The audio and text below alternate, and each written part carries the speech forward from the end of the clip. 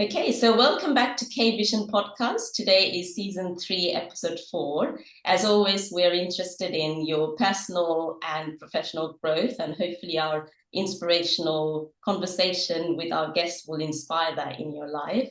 My name is Dr. Tina Khanam, your host, an eye surgeon with a vision, and we are here to transform your life and transform your vision. Today, we explore the journey behind the successful Dr. Ben Lahoud. He is an eye surgeon all the way from Adelaide who runs his own practice and also is very innovative in terms of getting his product out there, an eyelid sun cream, which we'll be talking about. We'll be diving into two powerful themes today: overcoming challenges in medicine and entrepreneurship, and the role of mentorship and how it shapes our career. So let's get into it. Welcome, Ben, to our podcast. How are you? Yeah, I'm really good, thanks. Thanks so much. I imagine you had to get up early to meet the Australian time zone, so thank you very much. It's not too bad. You're very welcome. We've gone ahead 1 hour, so it's okay. It's British summertime. So Oh, shall we start? Oh yes, yeah. Shall we start by delving into how your journey began and how you came into eye surgery and this subspecialty? Um, First of all. yeah, sure. Yeah, so I'm from New Zealand originally and went to medical school there in my hometown in Dunedin. And there's sort of an expectation you'll just go on to university. Went to medical school, did pretty well, enjoyed ophthalmology, Yeah, and then got given the opportunity to go to a small town in New Zealand and just basically hang out in the eye department, which was wonderful because you don't get a lot of exposure at med school, yeah, and just made myself useful. And I'm probably lucky that it was at a time when if you did well and you, I suppose, were nice and your colleagues liked you, you had a chance. I think these days you have to do a million PhDs, and by the time you're getting onto training, you have to be, 45 years old and be a professor. But I yeah, think, in those days you could just impress your senior colleagues and they would be like, yeah, we want you to be part of the gang. So, got through my training and then really wanted to do refractive surgery. yeah, And I didn't really make any pretenses that I wanted to do corneal surgery. yeah, That was the expectation. You should do cornea and refractive, but I really didn't want to. yeah, So I think I was one of the early people to purely do a refractive fellowship yeah, and not do corneal transplants. And so really built my practice as a cataract and laser refractive surgeon. And I'm pleased I did because yeah, everyone I see that does cornea and laser refractive wants to do less cornea and more refractive. yeah. So I think I just cut out the middleman, really. Oh, excellent, excellent. Was there any obstacle in your way and any challenges that you faced to get to this point of running your own practice? Yeah, yeah, many obstacles. I mean, where do you even start? There's so many challenges to going from, being on a training program. You get on an escalator, it guides you every step of the way. You don't have to think about anything. And suddenly you get off the escalator and you have to think about everything. So, yeah, a lot of challenges. I mean, I've moved countries multiple times, set up practices in new cities where I don't know anyone, don't know any referrers. That's probably the biggest challenge because at the end of the day, you need money to pay the bills and live. And if you don't get referrals, you don't get to operate and you don't get to earn any money. So, as much as we talk about this challenge or that challenge, really earning a living is the basic challenge in this game. And I think that's probably the biggest one is moving to new places and having to start fresh is difficult and stressful. Yeah, absolutely. So, I've only started in 2021 running my own practice, and that's absolutely, I agree with you. The biggest challenge is finding those referrers that you have a relationship with and getting steady stream of patients and recruiting patients. How did you navigate that field? Because you've done it multiple times by the sounds of it. Yeah, I think I've got better at it. I mean, I think the first time, starting out, I was terrible. I didn't really know how to approach referrers because we've never had to sell ourselves. We've never had to say, this is what I do and I'm really good at it. Yeah, And that's difficult. It's really daunting. And so when I first started doing it, I think I was terrible. I went along with my friend who's an optometrist, and she watched me talk to optometrists, and she was like, "You are terrible. You are absolutely terrible at this. What are you doing?" And I was. And so I think feedback, from the people I met and from my friends and colleagues helped to sort of refine that process. And each time I've set up fresh somewhere new, Yeah, it's become shorter and shorter time to do that because you learn what works and what doesn't. And I don't at all mean to seem like this is a game, like like you're hustling, and you're putting on a pretend facade, but you do yeah, get better at understanding how you can communicate that you could maybe help someone's pain points. You go and meet an optometrist. Well, yeah, instead of telling them, look, I could take your patient's glasses away. I do multifocal lenses, I do LASIK. I'll help your patients not have glasses. Well, optometrists, they sell glasses. So I yeah, think instead of that, learning to say things like, you know, you must have patients who are contact lens intolerant. They must be really annoying for you. I yeah, can help you with those ones. You know, yeah, and it's just the biggest selling point by far is word of mouth. And so you don't need many runs on the board before you have some happy patients and they tell friends and it snowballs like that. But to get yeah, your foot in the door, I think my best advice would be try and solve people's problems who, you know, everyone has problem patients. And if you can be the person that takes that pain away, you'll be loved. yeah, exactly. Finding solutions rather than pointing out the problems, isn't it? Yeah, that's the key. Were there key moments in your journey where you thought, this is not working, I'm going to go back to a hospital setting where, there's steady stream of patients, I don't have to think about any of the other stuff?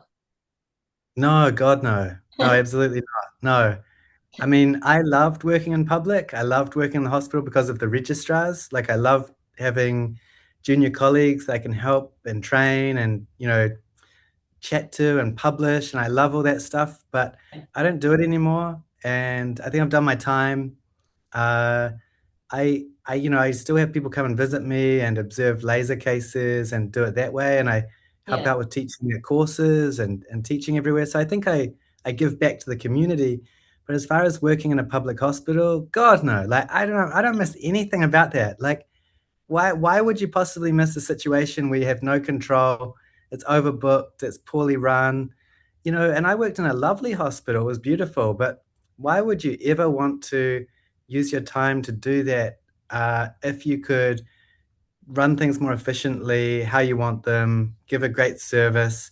yeah, I really respect the public health system because I've been a patient myself, saved my life on multiple occasions, really. uh, and and I have so much respect for people that do it, but do I miss it? No, no, definitely not. Excellent. Yeah, yeah. It's a What different about you? So would, mentality. would you miss it? I mean, would you miss the public hospital if you left it? I've left public hospital in 2024 and I don't miss it, but there are aspects that I miss. So I miss training my fellows, for example. Yeah, exactly. Yeah, yeah, yeah. But There's parts. Yeah. yeah, there are other ways I give back in teaching. So, being part of the BSRS and the UKS Chris and yes, Chris, like you do as well. Yeah, there are other ways to fulfill those kind of roles, isn't it? Teaching roles and Yeah, I think so. leadership roles. Yeah, yeah. So yeah, I agree. The hospital setting it's a different personality. If you don't want to take the headache of doing everything yourself, so that could fit some people. And obviously, you're of the other category where you like that autonomy and you like providing service. Oh, You like, can, don't get me wrong. I love being spoon-fed and I love being looked after and yeah, I love people doing all the work.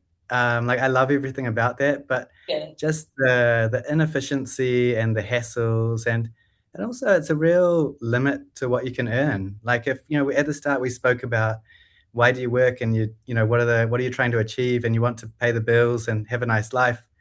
yeah, Well, we've trained for so long yeah, to work as ophthalmologists. If you want to maximize your earning, you really need to work in private. In public, you're earning a salary. There's no incentive to work harder. We had operating lists where there's 4 people on the operating list, and in private you could do 15 in that same space of time. there's just those sort of inefficiencies that you'll never cure Yeah. that are like just limiting your best years of working. That's true. You're right. Yeah, it is very inefficient, those systems. And let's go on to the entrepreneurship side of things. So you've come up with a new product. What's been the biggest challenge in your entrepreneurship journey, would you say? Oh, so many. I've learned so much, Tina. Like, I love people that do entrepreneurial things. That really, gives me a buzz. That people that achieve things out of nowhere. But so I've produced a product, Eyelid Defense, which is a an eye cream. There's SPF protection, anti-aging, won't sting your eyes.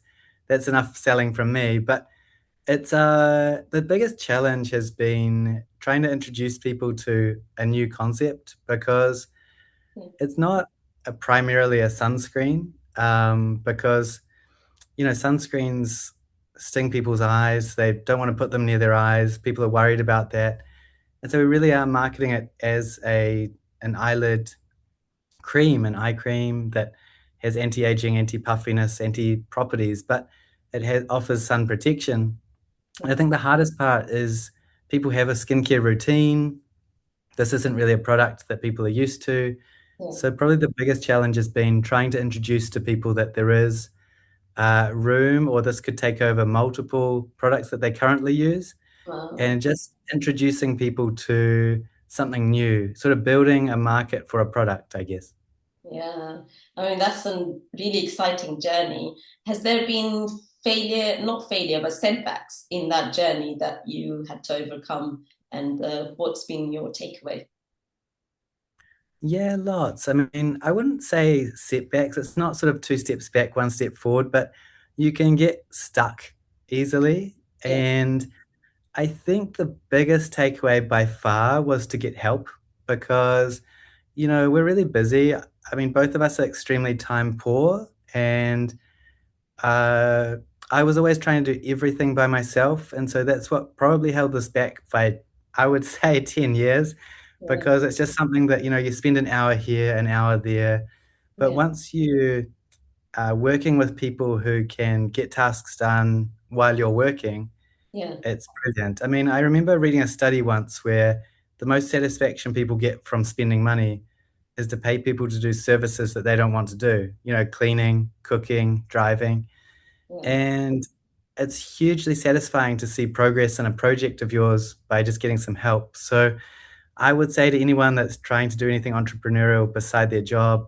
especially if they're working full time, get that help, get people to do it, pay someone to help you. Yeah. These days, you can get virtual assistants in the Philippines. You Yeah. can hire PAs. There's AI services. There's so much help out there. Yeah. Just get people onto it. Get started. Yeah, it's a lot. It's kind of minefield, isn't it? There's so much help out there, and but not all help out there are the good help. So how do you, for example, know which marketing company to employ and if they will deliver for you?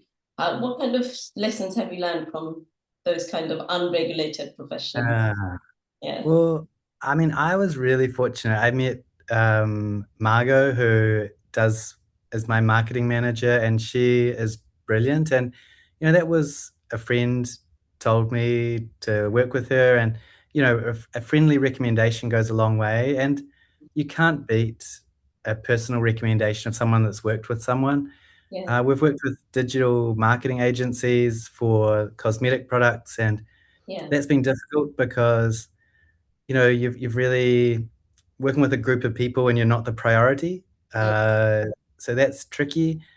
I think you really can't beat talking to people who have done it yeah, and getting their advice. There's a really famous Kanye West quote where he's like, "I don't take advice from people less successful than me." yeah, And I don't think you have to be like that. You can definitely learn things from people less successful or more successful, but I yeah, do think there's something to be said by listening to people that have done it yeah, and hearing from them how they did it, because sometimes they have resources or access to the right people. For me, it's like, well, I don't know, why don't we go down the channel of why don't we hire one person that really knows TikTok and then one person that really knows Instagram. And, is that better than going to an agency that look after everything all at once and are a bit average at everything? Mm, It's a bit more, maybe you need an overarching manager, but you don't learn these things unless you try them and fail. So yeah, if you can cut out those learning steps by talking to someone that can give you really good advice and has actually walked the walk, and yeah, not just naysayers, people that just give you advice and haven't done it. I yeah, think that's brilliant. I think the biggest learnings that we've made have been how many mistakes we've made. If we did it again, or if a new product's coming out, you'd be able to do it 10 times more efficiently because you've learned it once. And so any kind of step that you can take out of the process of learning yeah, from someone else is gold. yeah. Excellent. And being a medical entrepreneurship, do you think there are unique challenges to someone outside of this industry? Oh yeah, massively. I mean, putting your name to something, then you're governed by the same regulations that govern you as a doctor. Yeah, So there are problems, locally with testimonials, with I don't know, claims, medical claims. All yeah, of these sort of things are huge roadblocks. If you could make a product that didn't need medical testing, wasn't going to be in any way needing approval, if I could sell business cards or eye models, that would be wonderful. yeah, You could go nuts on social media and claim all these things, but when yeah, you're dealing with something that's applied to the human body and your name is attached to it, yeah, you really need to have done the work, done the research. All of the claims need to be justified. Ingredients need to be checked and tested. yeah, It's a nightmare and an expensive nightmare. yeah, And I think people that have succeeded and done it well, hats off to them. And often they've worked with other companies to achieve those goals. So it's yeah, not easy. yeah, yeah. Absolutely, it's difficult, I would say. So you mentioned a little bit about naysayers, but did you face any skepticism from your peers or you thought your advisors in the field? Yeah, a little bit. I mean, everyone, it ranges from people being protective of you to people that, tall poppy syndrome. So I Yeah, think people want to look after you mostly. People like my dad, he'd be like, just do some more cataracts. Why are you even trying this? yeah, And that's one type of naysayer where they're just trying to look after you and your assets. yeah, And then, I'm sure behind your back there are people that say things that are negative, stay in your lane, what are you doing? yeah, And that's fine. But I think the best advice would be keep your plans and your goals to yourself until you do anything, yeah, because otherwise it's very easy for people to put you off and scare yeah. you and worry you. But if you really want to do something, plan it, achieve it, do it, and then let people talk about it. Yeah, that is a good idea. And not share too early. That would be the I think so. key takeaway. Yeah. So how do you balance, pressures of your business pressures with your clinical responsibilities and this entrepreneurship projects? I don't know. It's a really common question. I'm sure you get asked this too. We're often up on stage on panels and people say, how do you do this? How do you do that? What's your work-life balance? All these things. Yeah, There's no balance. I think I've said this many times before, but and it's not my quote, but to achieve great things can sometimes take great sacrifices. And, do you really need a balance? I don't know. As long as you're happy, you're not hurting anyone and you're achieving what you want to, uh, does it matter about a balance? I'm not too sure. I think that, right now, I've left home, I've come back into work to talk to you. It's the evening. yeah, Uh, you know, sure, I could be out catching up with friends or doing something, but I'm very happy to do this. But it's not balance, so I don't know. I actually don't know how you balance things. I think I'm learning a little bit more about the benefits of sleep and exercise and looking after yourself a bit better, and I think that's an important part of the equation. But in terms of how much time you want to spend on business, work, achieving great things with clinic, looking after your patients really well, yeah, yeah, my life is all out of whack. Like, I think that a lot of effort goes into these things, and not so much everything else. So I can't give you a good answer of how to do that, how to balance things, but I think there's too much fuss about balance. And if you're doing what you love and you're happy, I think that's fine. Yeah, yeah, absolutely. It's all about managing your energy and your will, isn't it? It's just whatever It's makes where you want to put you your effort. Like, what do you want to do with your bandwidth? You've only got so much bandwidth. yeah, However you want to spend it, go for it. If you want to spend most of that on the sofa watching TV, I've got no problems with that. That's totally fine. Everyone's different. It's yeah, just what you want to do with your time, really. exactly. Is you only get one shot of this life, and it's up to you to enjoy it the way you want it. Absolutely. Yeah, yeah, yeah. So now going back to your lovely product, I do know another oculoplastic colleague who's done similar work here. But what made you, what gave you this idea and what inspired you to come up with this product? I think, living in the Southern Hemisphere, sunny locations, we Yeah, just see so much skin cancer around the eyelids. Just so much sun damage, so many people coming in that are wrinkly and, just basically sun damaged. yeah, And you think, well, why is that? And the biggest problem has been people worrying about putting products near their eyes that they'll leach into their eyes, sting, burn, make them water. yeah, And so I just really wanted to produce something that would offer protection from the elements, that it would give some anti-aging properties. People would want to wear it. And I suppose just that was the drive, really, was just trying to change what I was seeing, in day to day in a clinic. So that was the initial concept. And I suppose it grew to being, what other properties could we put into this? Could we put a bit of sort of, give it a primer finish so that women would want to wear it under their makeup? Could we add some products that would decrease puffiness for people like me that turn up with allergies? Are there sort of features that we could add to it? So it yeah. kind of started off as a very much a clinical problem that I wanted to solve, and I guess grew into more of a cosmetic. Excellent, excellent. And for our listeners, can you recap why the eyelid area is particularly vulnerable to sun damage? Yeah, I mean, it's thin, delicate skin. It gets so much direct UV light as well as reflected. And, we're not particularly good at protecting that area. We wear sunglasses sometimes, but light can get in behind them. Yeah, Um, often you'll pop out at lunchtime, might not have anything on your skin, might not have your sunglasses, but you're yeah, still getting a lot of UV light, even in London, perhaps. I don't know if you ever see the sun there, but here in Australia, you can get burnt within a couple of minutes. So yeah. I think that skin is particularly prone to sun damage, because it receives a lot of sun and it is a thin, delicate skin. Excellent. And you touched on this, all the products, most of the products out there, if you get into your eye, it stings. And you've particularly paid attention to the pH by the sounds of it. That's why it's not stingy. Is that what it was?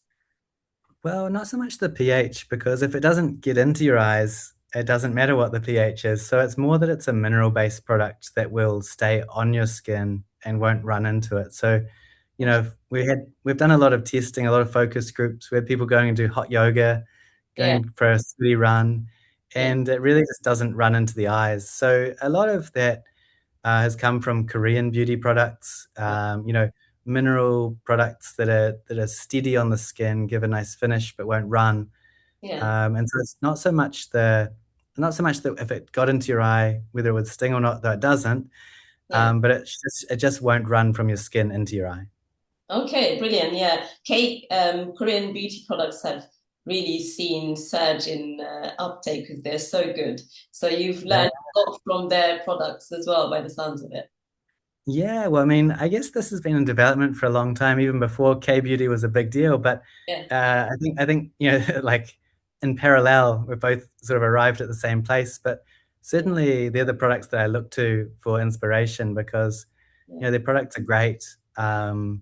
They achieve exactly what we're trying to achieve, and I yeah, suppose the big point of difference is just being an eye surgeon and making sure that this product is safe and healthy around people's eyes rather than something just made for the rest of the face. Yeah, excellent. So how did you get the right help along that journey of getting from idea to execution? A lot of trial and error, a lot of different chemists, formulators, fillers, packaging, a lot of different marketing, a lot of different legal advice, all kinds of trial and error to get there, and a lot of iterations. Sometimes you have to make a product, run focus groups, realize that it's not good, and Yeah, start again. And yeah, and those are tough. It's tough having those sort of setbacks because you really do go back to square one. yeah, Uh, but then there's a lot of satisfaction when you do get it and you realize that you've got a product that people like and works. So I would love that's what I was really getting at was the trial and error that we've gone through to get to this stage. I think, back when I started, there probably wasn't the same community around skincare and cosmetics where you could ask people yeah, for help or what they did. And yeah, I think there are now more and more people who are happy to, give up their personal secrets of who they've worked with, who works and who doesn't. And it's just finding those resources. So, been a lot of blogs and podcasts I listen to. Now I guess I'm someone who people could reach out to and ask, who would you talk to? Who would be good for this or that? And we've got good people doing it. yeah. Um, so a lot of trial and error. Excellent. Yeah, that leads nicely onto that our next topic of finding mentorship and how that helped. And you're absolutely right. Not everyone will want to share their secret of what they learned. So you need to find those ones who'll share their knowledge. And did you actively seek mentorship, or how was that journey finding a mentor in your journey? I think from an eye perspective, like, in ophthalmology, Yeah, uh, obviously a fellowship coordinator is a big mentor, especially for a one-on-one fellowship like I did with Michael Goggin in Adelaide. yeah, So, that's a mentor who takes you under their wing, is generous to teach you what they do and share their knowledge, their intellectual property. They're giving it to you. And I would like to think that in exchange, we publish papers, we talk. I'll come on something like this and talk about how great it was. yeah, Um, and so it goes both ways. And I'm sure that as a fellowship supervisor, you love to see your fellows succeed, yeah, and you want to see them do as well as they can. But that was hard to find because, people, especially in refractive surgery, don't want to share their knowledge. It's got so much better now. There's the Refractive Surgery Alliance. There are people who are happy to teach. But back in the day, there was yeah, very few people that wanted to do that. Everyone's scared that you're going to go and set up practice right beside them, which I have. It's terrible. yeah, But I think that's been my biggest experience with mentorship has been with Michael. Yeah, it's amazing, and I've got so much to thank him for. yeah, In terms of business mentorship, I currently am in the practice of Peter Ingham, who's a, a very well-regarded, original laser surgeon of South Australia, and from a business perspective, he's taught me a lot. yeah, From a cosmetics point of view, nobody. I would have loved a mentor, someone that could tell me don't do this or do that. And I suppose that's the danger of stepping outside of your lane or your wheelhouse and having to learn it yourself. yeah. Um, you really can't beat someone that you can just go down the corridor and be like, "Hey Tina, what do you think of this?" Because so much of what we do isn't so much can you, because we can do anything with surgery, but it's really should you. Yeah. And that was really nice working in the same practice as a mentor to be able to have that, go down the corridor, chat. That's probably the thing that, you gain the most from working with someone and you miss the most if you're working by yourself. Yeah, absolutely. So your mentor from fellowship years, did they continue to be your mentor as you became a consultant and beyond? Yeah, very much so. I think mostly because we did a lot of academic things together. We published a lot together. We run courses at ESRS. I'm part of his toric course, for instance, Yeah, that we're coming up on 10 years that we've done together.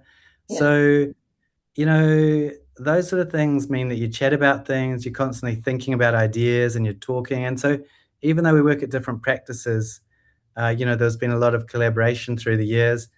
And Yeah. I think that's been able to continue things. I mean, people talk about having regular Zoom meetings and discussing stuff, and Yeah. that's one thing, but it's really hard if you're not there in person. I think people that can do that sort of mentorship remotely, hats off to them because I don't know how they find the time to set aside a Zoom meeting and actually attend it on time.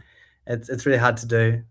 Yeah, no, yeah, I do a bit of mentorship now that I've left the public sector, and I do have to do a lot of it remotely. But you're absolutely right. One to one and in person is so much better. And getting those collaboration and continuing the collaboration is the key by the sounds of what you're Yeah. saying. And it loses a lot, online. If this was a mentorship thing right now, and Yeah. you'd be like, "How you going, Ben?" I'd be like, "Yeah, good. Yeah, everything's good." But day to day, I'd be coming down the corridor and be like, "Tina, I don't know. I've got this patient. Yeah, I don't know what to do with them. It's a nightmare." yeah, And that's when it's nice having a mentor. yeah, yeah, absolutely. Is there particular advice your mentors gave that stuck with you? I don't know. I think it's just it's more.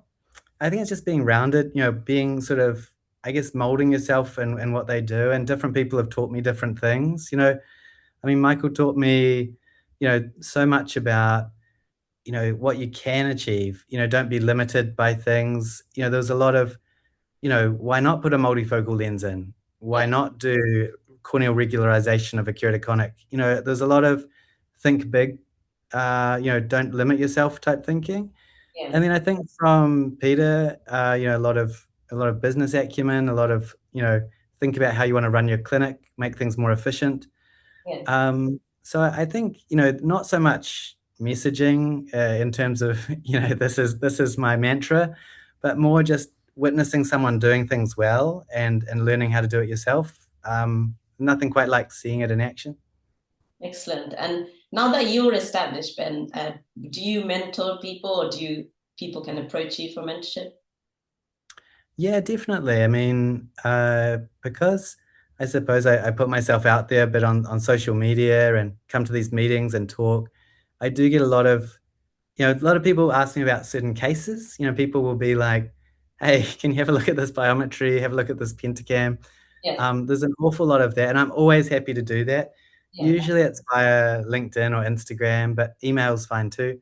yeah, And I'm always happy to reply to that. I know that people worry about the medico-legal implications of giving advice on cases, yeah, but I think that if you're always acting in the best interest and you're saying what you would do, and you're not doing anything cowboyish, I think that's fine, and I'm open to that. yeah. Locally, I suppose trainees, I run the AUSCRIS, so the Australasian Cataract and Refractive Surgery Oh, trainee day. yeah, So yeah, we have our own meeting. It's an amazing meeting, and each year we have an advanced trainee day where I guess it's a chance for me to get in touch with the advanced trainees, yeah, talk about uh, you know issues that are going to face them when they exit training, and that's lovely. I really enjoy that. We always do something interesting, something practical, something theoretical, yeah, and a lot of people from that go on to ask me about things. In Australasia, we run a part two, so final exam course as well in Dunedin in New Zealand, my hometown. And yeah, I've been teaching the cataract and laser component of that for the past decade. yeah, And that's a chance that you get to meet every single final year trainee. yeah, And I always just give them all my contact details and say, look, message me, get in touch if it's about the exam, if it's afterwards. And I love that, obviously you get a flurry of questions around the exam, yeah, but yeah, then afterwards, once they're young consultants, yeah, I'll get a few messages also like, hey, just by the way, what do you think about this? Or what do you think about that? And I like that. It's really nice to feel that people see you as being approachable. They could reach out and have a chat to you, and you're not going to tell them they're stupid. Uh, that's nice. I really like that, and I'd like to continue that. So hopefully people still find me approachable and, come and have a chat at the end of an ESCRIS course or those sort of things. That's lovely. I really enjoy that.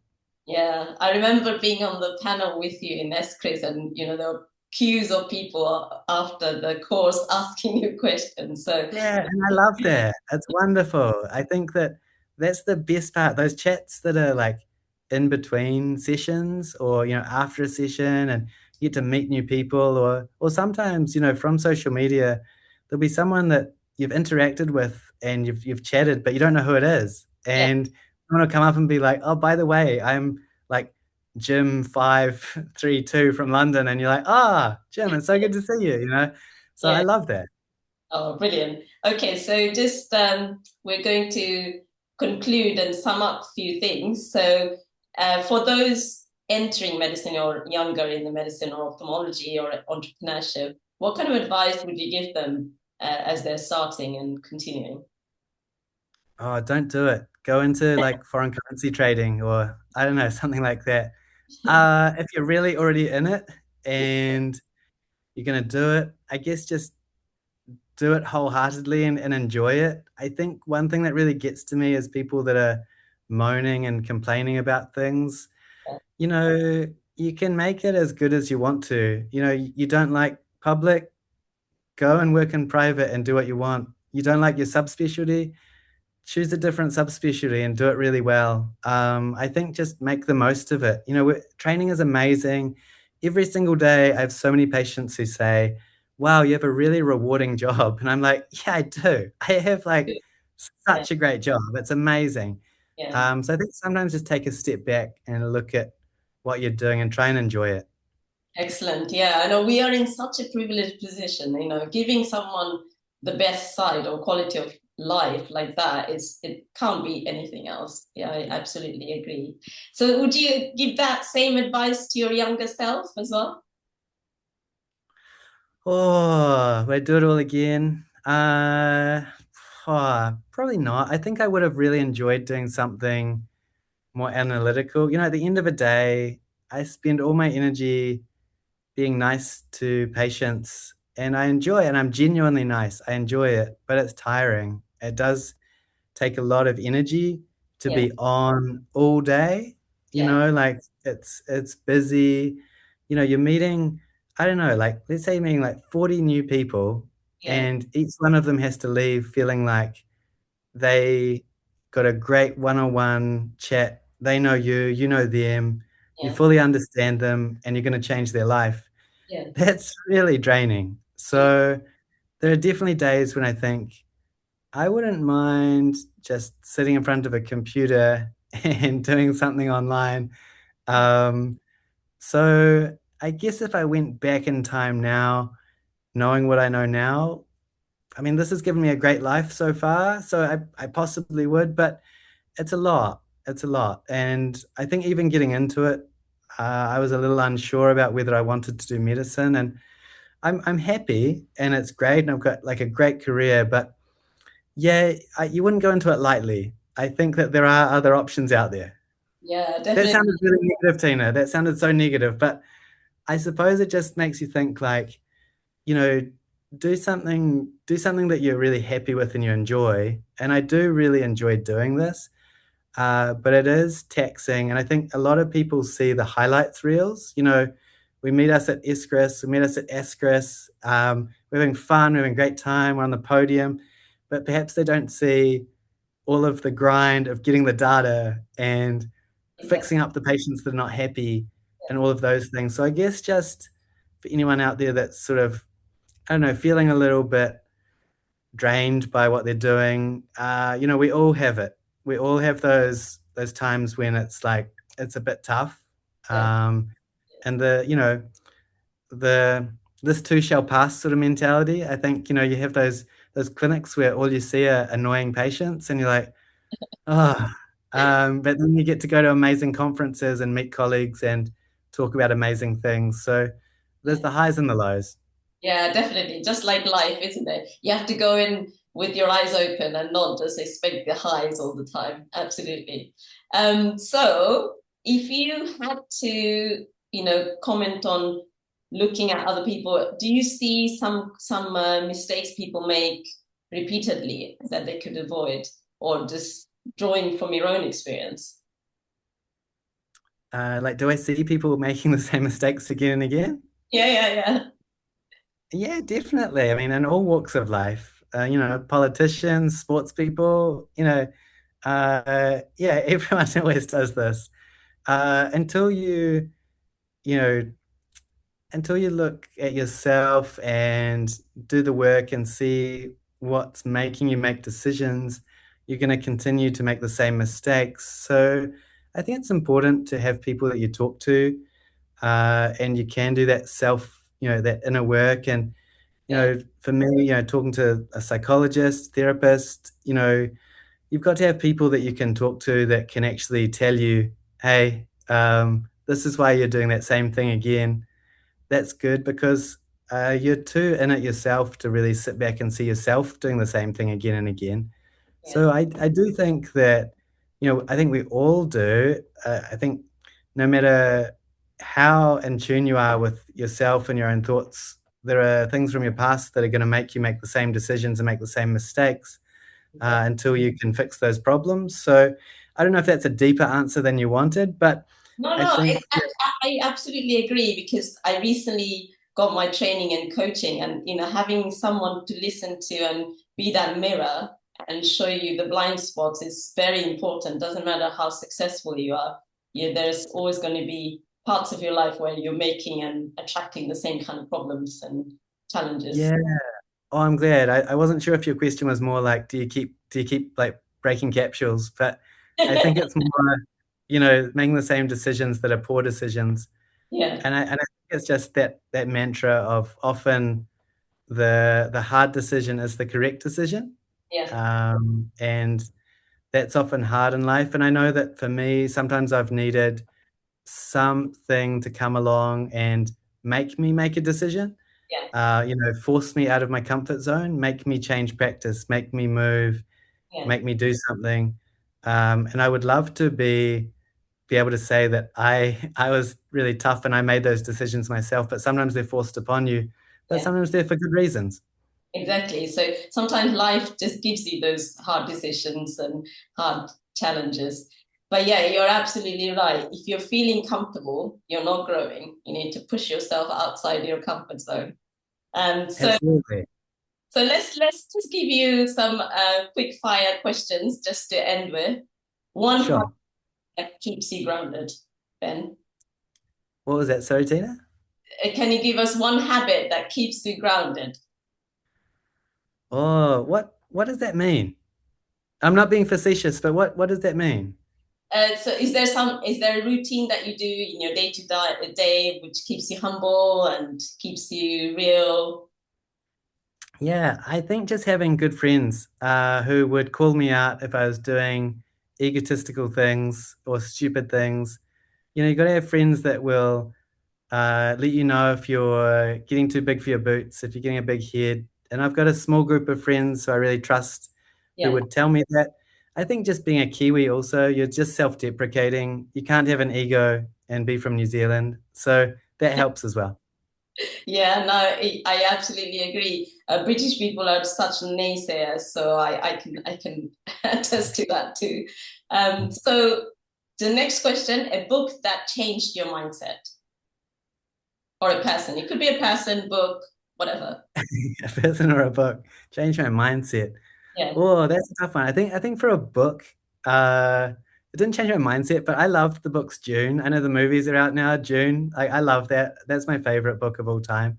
yeah, I think I I read or I listened to the audiobook of the Let Me theory. Let yeah. Me. Have you come across this? No, no, yeah. Enlighten us. Go on. Oh, no, no, not Let Me, Let Them. Let Yeah. Them theory. Uh, Yeah, I know this theory. Yes, yeah, yeah. This was by the wife. Melanie, What? Melanie Robbins, Yeah, I that's think. it. Yeah, wife of Tony Robbins. Yeah, that's right. Let them. Yeah, go Is ahead. that that's not his wife, is it? Yeah, No. yeah. We Tony need to Robbins' Google this. Are wife. you serious? Yes, yeah, Ah, that's changed my life just knowing that. Um, so I think like when I first read it, and it was very much, you can only control your thoughts and your actions, and you can't control anything else. And so there's an element of freedom from that where if someone's annoying you, if someone's doing something, you're like, let them. let them. What can I do about it? Yeah, And at first, I really liked it. And I thought, this is good. Let them and yeah, let me do what I want. Yeah. but it's also a bit of an excuse. There's also the idea of if you let everyone away with things, are you excusing their behavior? And so I think there's a middle ground where if someone's doing something and they're making their own bad decisions, let them. That's fine. That's fine. But if someone's doing something that upsets me or people close to me, I think it's okay to say. I think that's fine. So I think that book was eye-opening because, just the idea of, what's in your control and what's not in your control, it does let you float through life a little bit more freely. And I like that. And was that the best advice in that you've received? Probably not. I think best advice I've ever received. Wow, that's a big question. What's your answer to this? The best advice I would say is that you're not in control of anything. Oh, that's good. That's big. Best advice I've ever had. Let me have a think. Hmm. Huh. I don't know. I mean, I feel like such a nerd saying this, but my high school yearbook quote was, "Nobody plans to fail; they only fail to plan." Uh, And that's a good one. it was such a terribly nerdy quote, but I think there's some truth to it that, Yeah, prepare well for whatever you're doing. Whether it's a sports game, a surgery, yeah, launching a product, yeah. you can't prepare too much. You can prepare, prepare, prepare. And that's probably the best advice in life is, if you're going to do something and you're going to do it well, make sure you're ready for it. Excellent. Yeah, no, that I absolutely agree with that. You have to put in the hard grind and a bit of luck from the divine, and that's it. That's Absolutely. Absolutely. what do you think would be the biggest misconception about eye surgeons?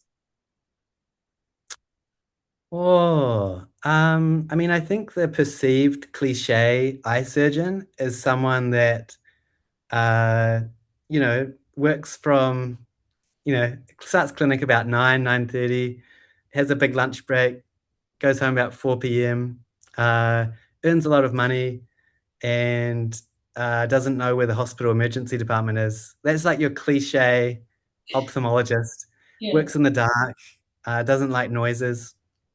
I think most of it's pretty accurate, but I think probably the the the the fallacy for especially refractive surgeons is that it's simple, and you push a button and the laser does its work. And there's some truth to it, but there's a lot of thought. There's a lot of there's a huge amount of effort that goes into making it look seamless. yeah, And I love when my patients, when I see them day one, and they're like, wow, I came and saw you on Monday, had my surgery, and now I can see everything, but I've spent 40 years with glasses. yeah, And I'm like, yeah, simple, isn't it? yeah, But knowing in my heart that actually that was a lot of effort, that was learning about how to calculate a lens properly, choosing a lens that would suit that psychology of that patient, yeah, doing the surgery, setting up the processes that lead to a smooth process, everything that goes into that. I guess it's just that duck on the water mentality where you want them to see the smooth process, even if your feet are underwater going like crazy. yeah, And I think that's the biggest misconception is that it really is that simple, yeah. because there's a lot of moving parts to it to make it look that good. Definitely. Eye surgeons, we pride in ourselves, getting just looking the surgery looking beautiful, but there is like that duck mentality. Things are paddling really hard underneath the water there. Totally. I think anytime I have a complication and not to blow my own horn because I don't want to talk about complications, but often in theater, people say, wow, you're really calm when that complication happened. And you think, well, what else am I meant to do? Meant to scream? And Would that like help? we get trained to be calm under pressure, and that sort of comes across in all aspects of the clinic. Even if you're trying to make up time, you're trying to rush a little bit. You just really need to make sure people feel like they've had their time, they're not rushed, they've been listened to. Yeah, That's the secret, I think, to a successful practice is that people feel as though they weren't part of a conveyor belt, but they got a good individualized attention. Yeah, definitely. Personalized care. And that's why we're in this business. So last question, coffee, tea, Red Bull, or chocolate on long days? What gets you through? Oh, yeah, what gets me through? I don't drink coffee. I don't drink tea. I've started drinking matcha, um, and not just to be a performative male, but I do like it. I like a nice matcha. But for me, it's KFC. I love KFC. Oh, Like wow. Okay. I could eat KFC for breakfast, lunch, and dinner for the rest of my life. When I get the death penalty and they're like, "What's your last meal?" It'll be KFC. Wow. So I'm just waiting for my KFC sponsorship deal. If Wow. you're listening, anyone from KFC, I'll wear KFC scrubs. But like I'm trying my best, Tina, to be healthy, Yeah. but my vice is KFC. Yes, the junk food, the joy of junk food. Yeah, I can relate to that. So it's How dare you call KFC junk food? I know it does taste finger licking good. Exactly. Yeah. It's been such a great, insightful conversation. I've learned a lot. Thank you, Ben, for sharing everything with us and with our listeners about your setbacks and the highs and the lows. And yeah, thank you everyone for tuning into K Vision Podcast. And if you enjoyed the episode, don't forget to subscribe and share it with someone you think would benefit from our conversation. Until next time, thank you, Ben. Thanks, Tina. Thanks for having me.